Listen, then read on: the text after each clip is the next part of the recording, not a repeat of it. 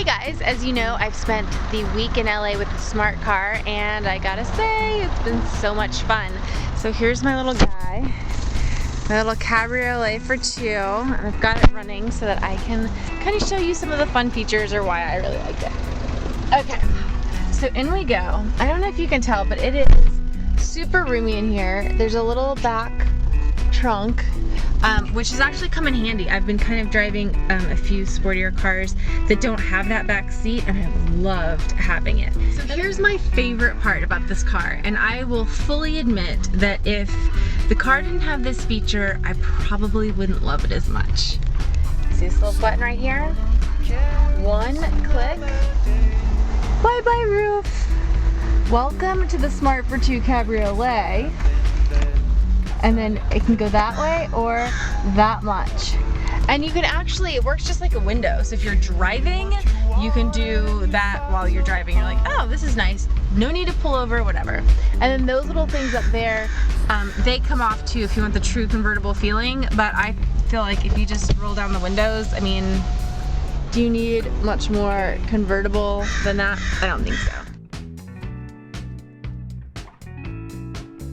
My one major qualm with the car is that when you're driving in automatic, it feels like you're driving a manual. So it kind of like goes like you have to, like the car is putting its foot on the clutch, thinking about the gear, switching the gear, and then going, instead of a very smooth transition that you would get in another car.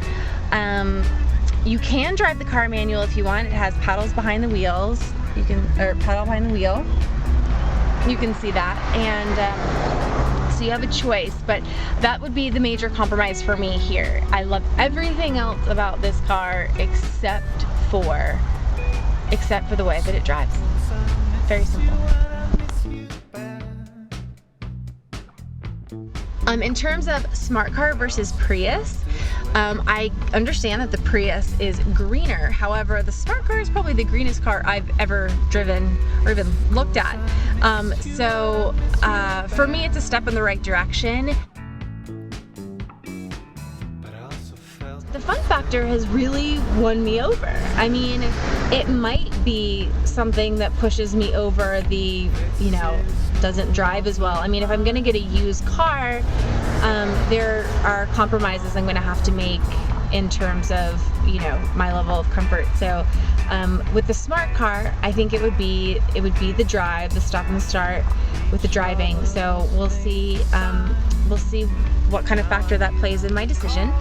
So that's been my experience with the smart car. I hope you learned something. I know I did. I had so much fun in this car, and it'll definitely stay on the top of my list of cars to consider. So I'm off to the gym, obviously, and I hope you have a great day. Bye. If it can fit my big feet, it's gotta be a big car.